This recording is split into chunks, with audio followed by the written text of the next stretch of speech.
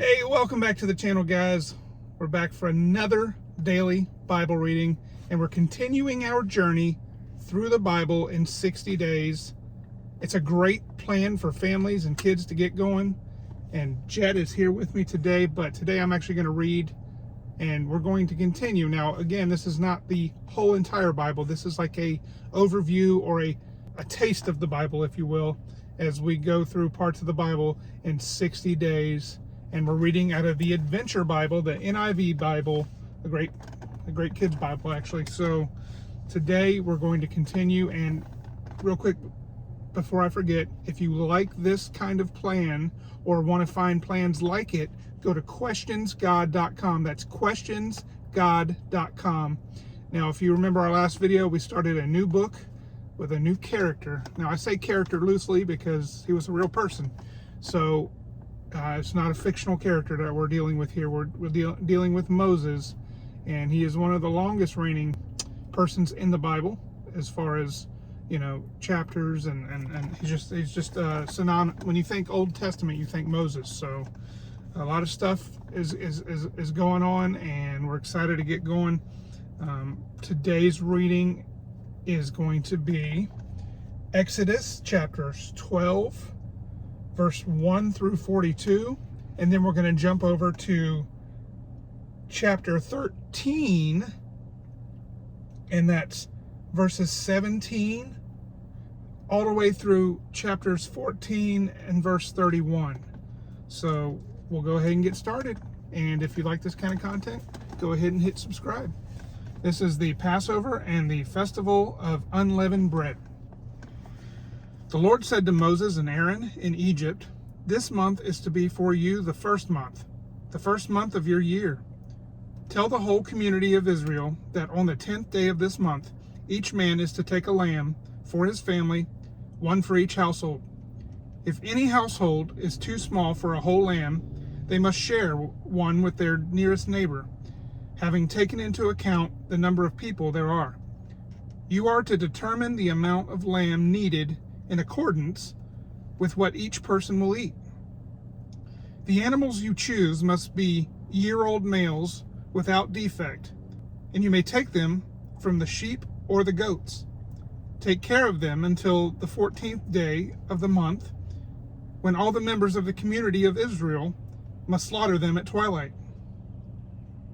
Then they are to take some of the blood and put it on the sides and the tops of the door frames of the houses where they eat the lambs.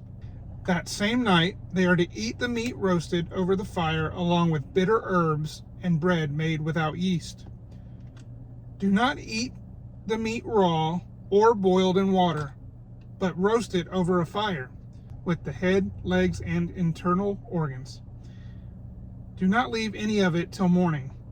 If some is left till morning, you must burn it. This is how you are to eat it: with your cloak tucked in your belt, your sandals on your feet, and your staff in your hand. Eat it in haste. It is the Lord's Passover. On that same night, I will pass through Egypt and strike down every firstborn of both people and animals, and I will bring judgment on all the gods of Egypt. I am the Lord. The blood will be a sign for you on the houses where you are, and when I see the blood, I will pass over you. No destructive plague will touch you when I strike Egypt. This is a day you are to commemorate. For the generations to come, you shall celebrate it as a festival to the Lord, a lasting ordinance. For 7 days you are to eat bread made without yeast. On the first day remove the yeast from your houses, for whoever eats anything with yeast in it from the first day through the 7th must be cut off from Israel. On the first day, hold a sacred assembly, and another one on the 7th day. Do no work at all on these days except to prepare food for everyone to eat. That is all you may do. Celebrate the festival of unleavened bread, because it was on this very day that I brought your divisions out of Egypt. Celebrate this day as a lasting ordinance for the generations to come. In the first month you are to eat bread made without yeast, from the evening of the 14th day until the evening of the 21st day. For 7 days no yeast is to be found in your houses. And anyone, whether foreigner or native born, who eats anything with yeast in it, must be cut off from the community of Israel. Eat nothing made with yeast. Wherever you live, you must eat unleavened bread. Then Moses summoned all the elders of Israel and said to them, Go at once and select the animals for your families and slaughter the Passover lamb.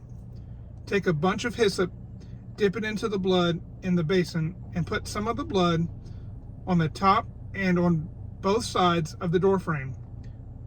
None of you shall go out of the door of your house until morning.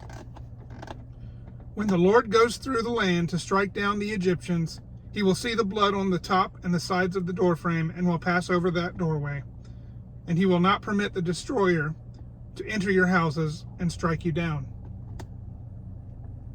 Obey these instructions as a lasting ordinance for you and your descendants. When you enter the land that the Lord will give you as he promised, observe this ceremony. And when your children ask you, What does this ceremony mean to you? Then tell them, It is the Passover sacrifice to the Lord, who passed over the houses of the Israelites in Egypt and spared our homes when he struck down the Egyptians. Then the people bowed down and worshipped. The Israelites did just what the Lord commanded Moses and Aaron. At midnight, the Lord struck down all the firstborn in Egypt, from the firstborn of Pharaoh, who sat on the throne, to the firstborn of the prisoner, who was in the dungeon, and the firstborn of all the livestock as well. Pharaoh and all his officials and all the Egyptians got up during the night, and there was a loud wailing in Egypt, for there was not a house without someone dead. During the night, Pharaoh summoned Moses and Aaron and said, Up, leave my people, you and the Israelites. Go worship the Lord as you have requested. Take your flocks and herds as you have said, and go, and also bless me. The Egyptians urged the people to hurry and leave the country, for otherwise, they said, we will all die. So the people took their dough before the yeast was added and carried it on their shoulders in kneading troughs wrapped in clothing. The Israelites did as Moses instructed and asked the Egyptians for articles of silver and gold and for clothing. The Lord had made the Egyptians favorably disposed toward the people, and they gave them what they had asked for. So they plundered the Egyptians. The Israelites journeyed from Ramesses to Succoth. There were about 600,000 men on foot, besides women and children. Many other people went up with them, and also large droves of livestock, both flocks and herds.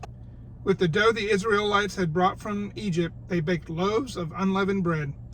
The dough was without yeast, because they had been driven out of Egypt and did not have time to prepare food for themselves.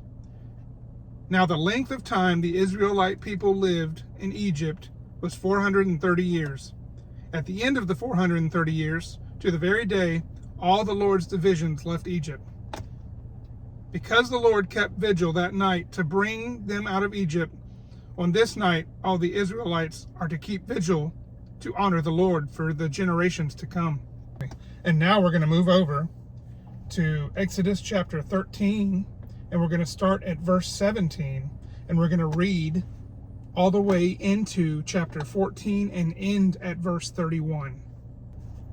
Crossing the sea. When Pharaoh let the people go, God did not lead them on the road through the Philistine country, though that was shorter. For God said, if they face war, they might change their minds and return to Egypt. So God led the people around by the desert road toward the Red Sea. The Israelites went up out of Egypt ready for battle. Moses took the bones of Joseph with him, because Joseph had made the Israelites swear an oath. He had said, God will surely come to your aid. Then you must carry my bones up with you from this place. After leaving Succoth, they camped at Etham on the edge of the desert. By day the Lord went ahead of them in a pillar of cloud to guide them on their way, and by night in a pillar of fire to give them light, so that they could travel by day or night. Neither the pillar of cloud by day nor the pillar of fire by night left its place in front of the people. chapter 14. Then the Lord said to Moses, "Tell the Israelites to turn back and camp near Pi-hahiroth, between Migdol and the sea. They are to encamp by the sea, directly opposite of Baal-zephon. Pharaoh will think the Israelites are wandering around the land in confusion, hemmed in by the desert.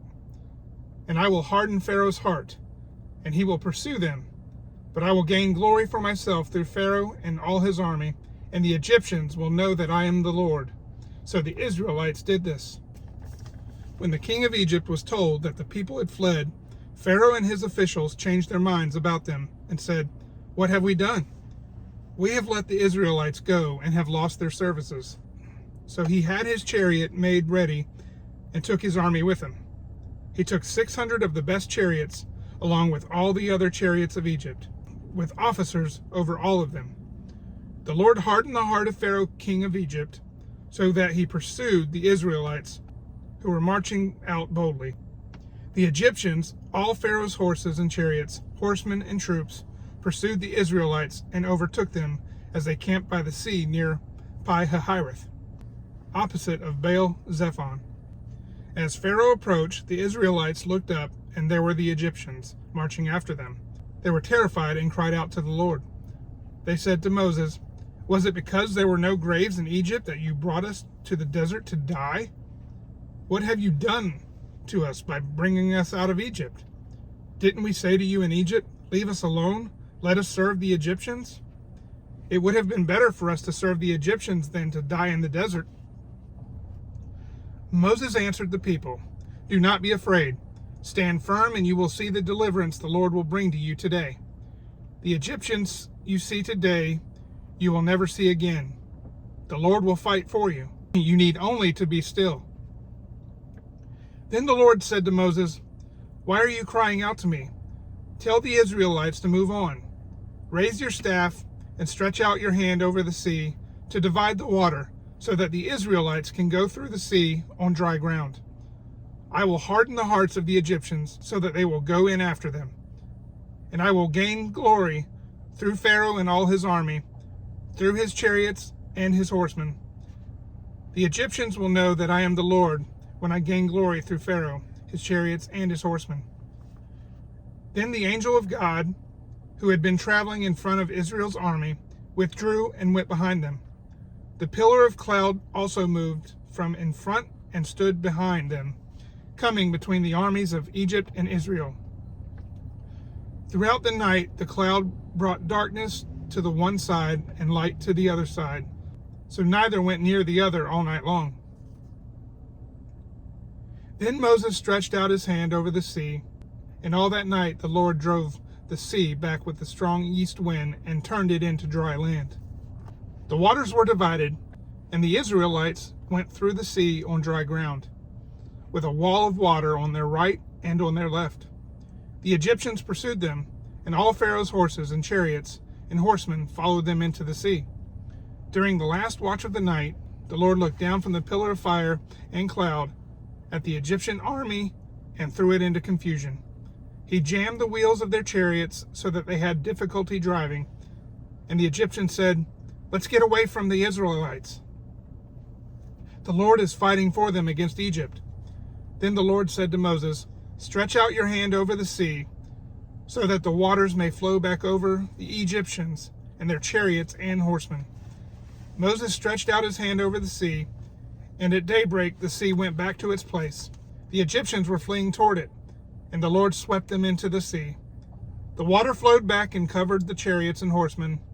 The entire army of Pharaoh that had followed the Israelites into the sea, not one of them survived. But the Israelites went through the sea on dry ground, with a wall of water on their right and on their left. That day the Lord saved Israel from the hands of the Egyptians, and Israel saw the Egyptians lying dead on the shore. And when the Israelites saw the mighty hand of the Lord displayed against the Egyptians, the people feared the Lord and put their trust in him and in Moses, his servant. And that completes today's reading. A lot of reading for today. But we hope that you'll join us again on the next one.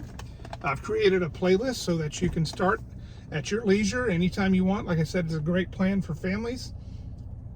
You can log on and listen along with us. Like I said, we're reading from the NIV, or you can just log on and see what is today's reading and go read it yourself. We're just here to encourage you. So with that being said, we will see you on the next family video, and we hope you have a blessed day. God bless.